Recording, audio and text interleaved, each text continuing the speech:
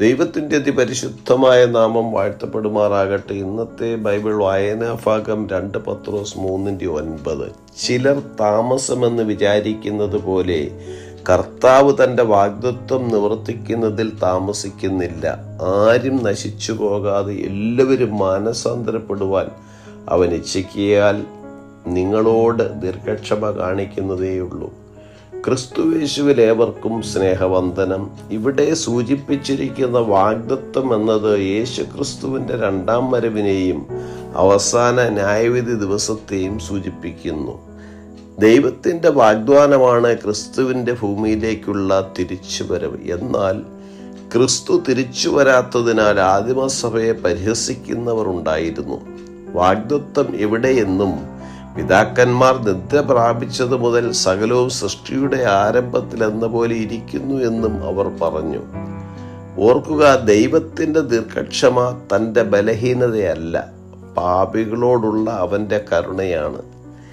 ദൈവത്തിൻ്റെ ആഗ്രഹം ഏവരും മാനസാന്തരപ്പെടണമെന്നുള്ളതാണ്. തങ്ങളുടെ പാപപ്രവർത്തികളിൽ നിന്ന് ദൈവത്തിലേക്ക് തിരിയുന്ന പ്രവൃത്തിയിലേക്ക് ഏവരും എത്തിച്ചേരണമെന്ന് കർത്താവ് ആഗ്രഹിക്കുന്നു.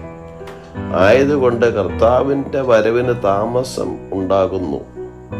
മനുഷ്യനെ രക്ഷപ്രാപിക്കുവാൻ ദൈവം കൊടുക്കുന്ന അവസരമായി നാം കണക്കാക്കണം. യോഹന്നാൻ സുവിശേഷം 3:16 തൻ്റെ ഏകജാതനായ പുത്രനിൽ വിശ്വസിക്കുന്ന ഏവനും നശിച്ചു പോകാതെ നിത്യജീവൻ പ്രാപിക്കേണ്ടതിന് ദൈവം അവനെ, അതായത് യേശുവിനെ നൽകുവാൻ തക്കവണ്ണം ലോകത്തെ സ്നേഹിച്ചു എന്നെഴുതിയിരിക്കുന്നു. ദൈവത്തിൻ്റെ സമയത്തിനായി നാം കാത്തിരിക്കണം. രക്ഷിക്കപ്പെട്ട നമ്മുടെ കുടുംബാംഗങ്ങളിൽപ്പെട്ട മറ്റുള്ളവരും കൂടി രക്ഷപ്പെടണമെന്ന് കർത്താവ് ആഗ്രഹിക്കുന്നു. ആയതിനാൽ നമ്മുടെ സുവിശേഷ വേല കൃത്യമായി നമുക്ക് ചെയ്യാം. ദുഷ്ടന്റെ മരണത്തിൽ ദൈവത്തിന് പ്രസാദമില്ല. ദൈവത്തിൻ്റെ ദീർഘക്ഷമയും മഹാദയും ഒരു വ്യക്തിയെയും കൂടി മാനസാന്തരത്തിലേക്ക് നയിക്കുന്നു. ഹബക്കൂക്ക് പ്രവാചകന്റെ പുസ്തകം 2-ാം അധ്യായത്തിൽ ദർശനത്തിനൊരു അവധി വച്ചിരിക്കുന്നു. അത് സമാപ്തിയിലേക്ക് ബന്ധപ്പെടുന്നു. സമയം തെറ്റുകയില്ല. അത് വൈകിയാലും അതിനായി കാത്തിരിക്കുക, അത് വരും നിശ്ചയം.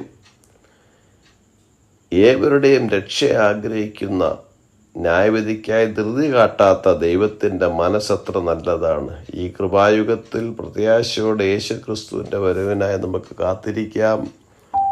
God bless us.